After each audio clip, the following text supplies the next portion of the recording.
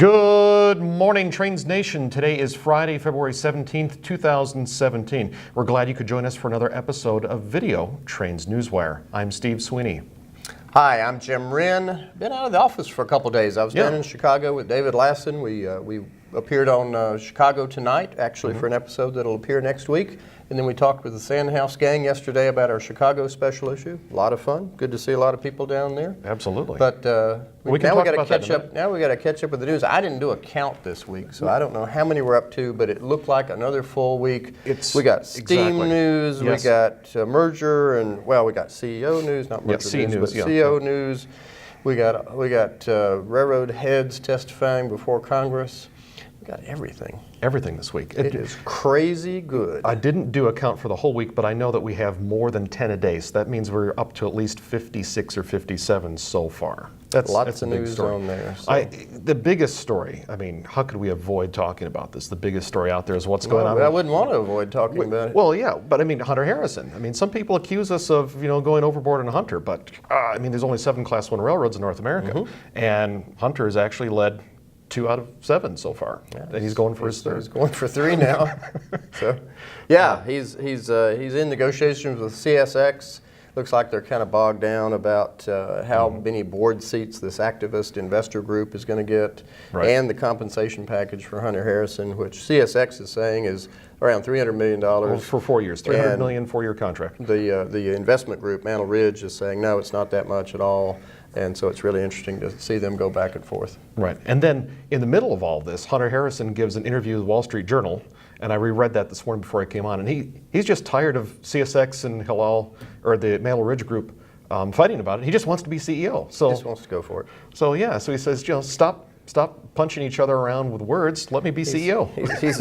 He's back from vacation and he's ready to go back to work. Yeah, I like that. Oh, it's interesting. So we're going to be following this. Bill Stevens has got a lot of great stories out there.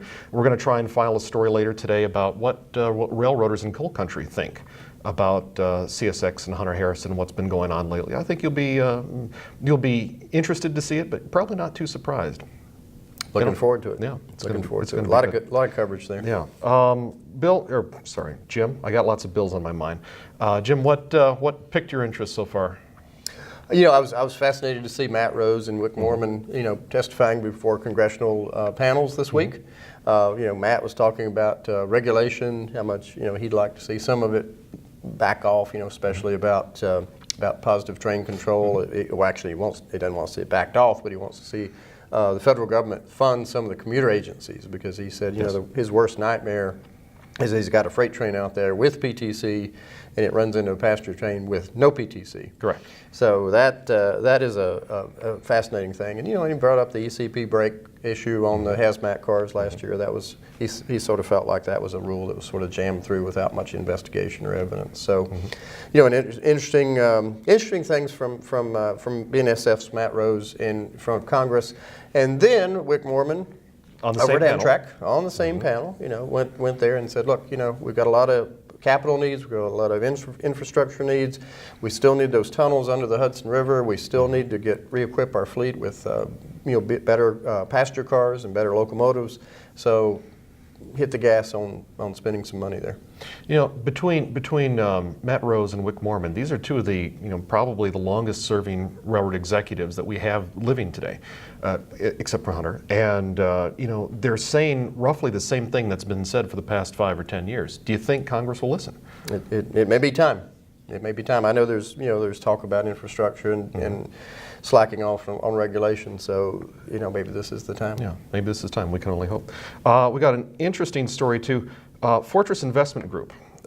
If you paid attention closely to the financial news, Fortress Investment Group owns Florida East Coast Railway, which in turn owns the Brightline passenger service startup, which is going to be hopefully starting later this year, bought out by SoftBank of Japan. Details are available on Newswire, but I think it's kind of interesting. I didn't see that one coming. Yeah, it was unusual. A Japanese bank, SoftBank. I wonder if they can play hardball. Yeah, you wonder. Maybe we should call him and ask him. Yeah, we could. But yeah, I thought that was really bizarre. I'm used to different transportation companies in North America. Picking up one piece here and there. I thought maybe G&W might pick them up. Oh, that would make a lot of sense. Make a, add to their portfolio. Yeah. But or maybe CSX or NS would make a play for them because they both do a lot of interchange business with them. But SoftBank of Japan. That's Like completely out of left field. But if you Who are step those back, guys? well, we're gonna find out more about them in the coming weeks, I'm sure. But if you step back and think about passenger railroading in the United States, there have been a lot of high-speed contracts or a lot of high-speed proposals out there, and who's behind them? Whether it's maglev or Texas High Speed, there is a Japanese component in there somewhere. So maybe this is an opportunity for the Japanese to get into Could be. a passenger project that is actually happening. Could be. Yeah. So that's interesting. Okay. Enough financial news. Steam. I'm excited about Steam. The United Kingdom this week has announced that for 3 days, and I believe it already finished up yesterday, the Tornado A1 class Pacific locomotive 462 was hauling regular service passenger trains up the East Coast Main Line, their equivalent East Coast Main Line. Oh, That is cool. That is cool stuff. That's cool stuff. I saw that engine whenever it was brand new. They Yes, you hadn't did. even repainted it. Wasn't that yet. like They hadn't 7 painted years ago? It was 2008, and I was on Yeah. the last day of a long UK trip, and I was at the Great Central Railroad, and here it came. It was not under steam. It was being towed somewhere to be fired up, and it was still in primer. But that is one sweet locomotive, and good for the Brits for doing that. Yeah. You know how much I hate it whenever a steam railway comes every month, and then I get really Yeah, agitated. one of the They have all stack that of a good stuff. dozen steam locomotive magazines out in the UK. I know. Yeah. They're good guys. Unfortunately, the news in North America was not so good this week Do tell. because we had a arbiter Yes. decision on the Mid-Continent Railroad Museum's Yeah. dispute with the private owner of a locomotive that's seen a lot of service there, Saginaw Timber Number 2. Yeah, and both parties not too far away from Train's headquarters here. Yep, just a few miles to the east, or to the west rather. Yep, to the and so anyway, unfortunately, they could never get together and work out a deal. So the arbiter came back and said the museum had erred, is going to owe the owner about $200,000 in back restoration project. And relocation costs. Yes. So that was not a good thing for anybody. Yeah. But hopefully museum will survive, and hopefully the steam locomotive will find a good home. Find a good home. And I don't know about you when you saw this news out there in Trains Nation land, but I think we're going to have a pool, a betting pool to see where this locomotive is going to end up. It's not a bad idea. A lot of places it could go, and a lot of places it could go. and a lot of places out there in the country. The last thing we got to talk about, because we didn't talk about this, is the weather out in California and out west.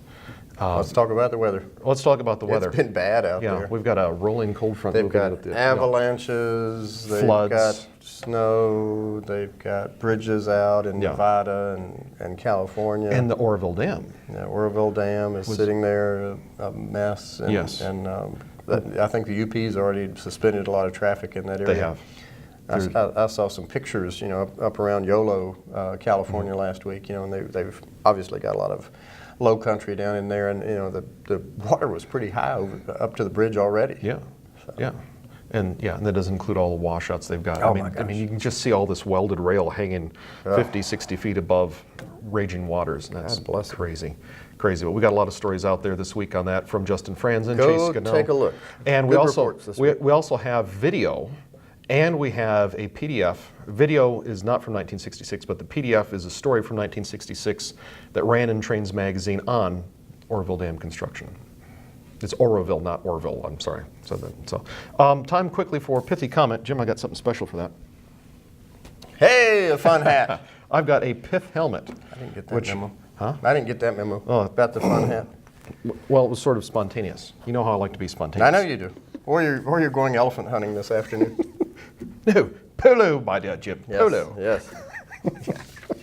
So we got 6 comments. I mean, you can see how many comments we have. We can see how many comments that you've left for us. But the one pithy comment that I'm going to pick out this week comes from Joseph Toth. Joseph, I'm not going to read the entire poem, but you've got a really cool poem out there. It kind of rhymes, and it's in beat. The first line is, once I built a railroad, made it run, now it's all covered with snow, BNS of freight, Amtrak trains, no go. And it continues on from there. So Joseph, send me an email to newswire@trainsmag.com. That's newswire@trainsmag.com, and we'll send you out, I think, a Chicago special issue that's just come out and is now all over the country. And send me your name. make sure it's you and your mailing address, and be sure to get that out to you. So, Cool. yeah, cool stuff. Good stuff. But anyway, so lots of news this week. See it all on Trains Newswire, and stay tuned for everything that's coming up next week. Have a great weekend, guys. Take care. Pencil is down here, out of the way, not distracting. Are you good? We limber? Yeah. Here's the last stretching exercises here. Here what? 7 basic ballet positions. The drama of modern railroading is nowhere more apparent than in Chicago.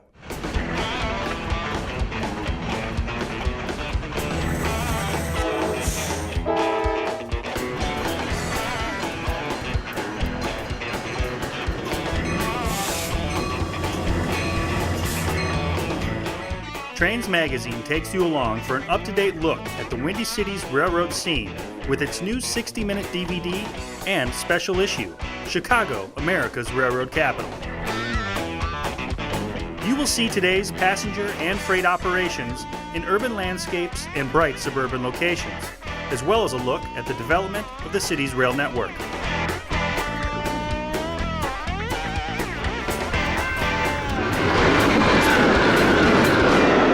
Both are available January 2017 at KalmbachHobbyStore.com.